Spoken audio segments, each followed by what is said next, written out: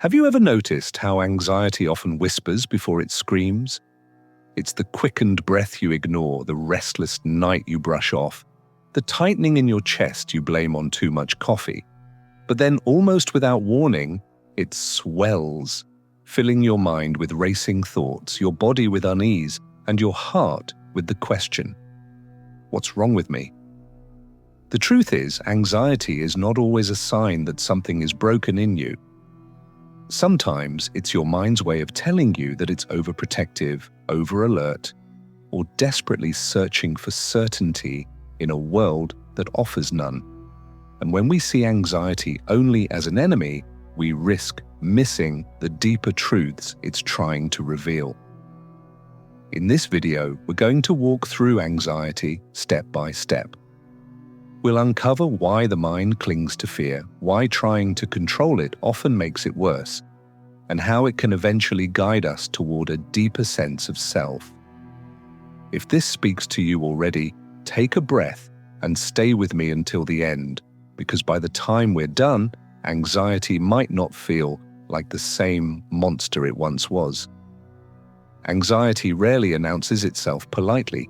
It slips in quietly, like a storm you can smell before you see the clouds. At first, it's subtle. Your foot taps under the table, your jaw tightens without your noticing, a conversation feels strangely harder to follow. You think you're just a little off today.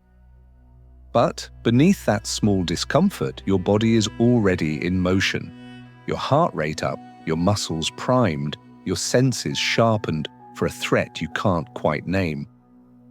For many people, the most exhausting part of anxiety isn't the panic itself, it's the constant readiness.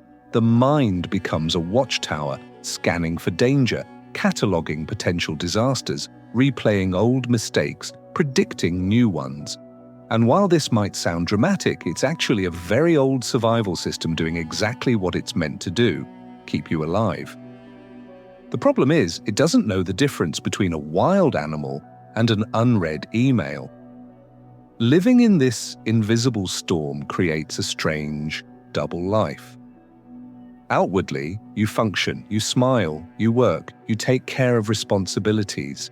Inwardly, you are bracing. You carry the weight of invisible winds, trying not to let them bend you too far.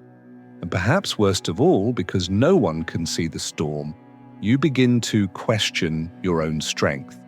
Here's something to hold on to. Anxiety is not proof of weakness. In many ways, it's proof of sensitivity, a nervous system tuned finely enough to detect even the smallest shifts in your world. That sensitivity, though overwhelming at times, can also be a strength when it's understood and harnessed. Think back to a recent moment of anxiety. Was it the event itself that shook you, or the anticipation of what could happen? That distinction is the first clue in learning to work with anxiety instead of against it. Anxiety is not random. Your brain has a deep, ancient reason for holding on to fear. Long before smartphones, deadlines, and crowded subways, our ancestors survived by being alert, constantly scanning their surroundings for predators, poisonous plants, and hostile strangers. In that world, it made sense for the mind to fixate on danger. Missing a threat, even once, could be fatal. Fast forward to today, and the environment has changed, but the brain's hardware hasn't caught up. That same survival system is still running, only now it's triggered by a text you haven't answered, an uncertain future, or the tone of someone's voice in a meeting. One part of the brain, the amygdala, acts like an overzealous guard dog. It's trained to bark at anything unusual, whether or not it's actually dangerous. And when it barks, your body reacts, pumping adrenaline, quickening your heart, and flooding your mind with possible escape plans. This is why anxiety feels so convincing. Your body isn't pretending, it's genuinely preparing you for a threat. Here's the paradox: the more often you respond to these alarms with urgency, the more your brain learns that this must be important. Every time you cancel plans because you feel anxious or obsess over a possible problem, you're essentially teaching your brain, Yes, keep scanning for danger. This works. Over time, the mind clings to fear, not because it enjoys it, but because it believes fear is keeping you alive. The philosopher Seneca once wrote, "We suffer more often in imagination than in reality." The anxious mind is a master at this, turning possibilities into probabilities and probabilities into inevitabilities. It does this not out of malice, but out of a misguided attempt to protect you. Next time you feel anxiety rise, ask yourself, what is my mind trying to protect me from right now? You may find that simply identifying the threat takes away some of its power. When anxiety strikes, the instinct is almost always the same. Make it stop. We try to push the thoughts away, suppress the feelings, distract ourselves, or force positivity in the hope that it will drown out the fear. But here's the strange truth. These attempts to control anxiety often end up feeding it. Imagine trying to hold a beach ball underwater. At first, it feels manageable. But the harder you push it down, the more force it gathers until, suddenly, it bursts to the surface with twice the energy. Anxiety works in much the same way. The more you resist it, the more it fights back. Philosophical traditions have wrestled with this paradox for centuries. The Stoics advised preparing for uncertainty instead of trying to eliminate it. The Buddhists spoke of sitting with discomfort, allowing it to pass naturally rather than clinging to or rejecting it. Modern psychology echoes this wisdom in approaches like acceptance and commitment therapy, which teaches that our relationship to anxiety matters more than the anxiety itself. This isn't about giving up or letting anxiety run wild, it's about loosening the grip. When you stop demanding that anxiety disappear, you create space for something unexpected, curiosity. You begin to ask, what is this feeling telling me? What can I learn here? That shift from combat to conversation changes everything.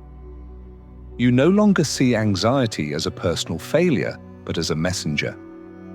And messengers, however inconvenient, are meant to be heard before they are dismissed.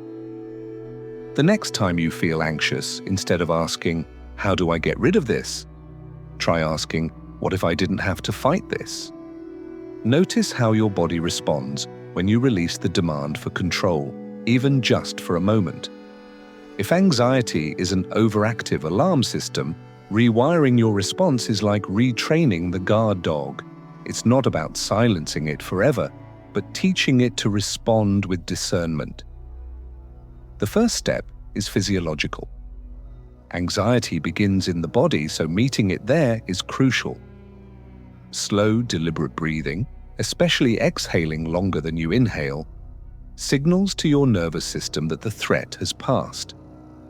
Grounding techniques, like pressing your feet into the floor or naming 5 things you can see around you, help anchor you in the present, cutting through the mental fog. The second step is cognitive. The anxious mind loves what-if spirals, so one of the most powerful tools is reframing. Instead of letting "what if I fail?" run unchecked, try, "what if I learn something important?" This shift doesn't deny the possibility of discomfort. It balances it with the possibility of growth. The third step is behavioral. Every time you act despite anxiety, whether that's attending a social gathering, making a phone call, or simply staying in the room when you want to leave, you send your brain a corrective message. We can do this. We are safe. Over time, these experiences accumulate, reshaping the brain's threat map. One more key: don't wait for motivation to take these steps. In moments of anxiety, motivation rarely arrives first. Action often creates it. Psychologist Viktor Frankl once wrote, "Between stimulus and response, there is a space. In that space is our power to choose our response." Rewiring your inner response is about finding that space and choosing over and over to move through fear instead of being ruled by it. This week, Pick one small action you've been avoiding because of anxiety. Do it, not to get rid of the feeling, but to prove to yourself that you can live alongside it. For many, anxiety feels like a locked cell, a life lived inside walls built from dread, worry, and overthinking. But if you look closely, you may notice something surprising. The same force that seems to confine you can also point the way forward. Anxiety is not random noise, it's information. Sometimes it signals a genuine misalignment, an unhealthy relationship, a neglected truth, a path that no longer fits who you are. Other times, it's simply the voice of growth, warning you that you're stepping beyond your comfort zone. The challenge is learning to tell the difference. When you begin to treat anxiety as a compass, the question changes from, how do I make this stop? To, what is this pointing toward? Maybe it's urging you to address a conversation you've been avoiding. Maybe it's reminding you that you've been running on empty and need rest. Or maybe it's nudging you toward a goal that feels risky but deeply meaningful. In this way, anxiety becomes less of a prison and more of a guide, a sometimes clumsy, sometimes overprotective guide, but a guide nonetheless.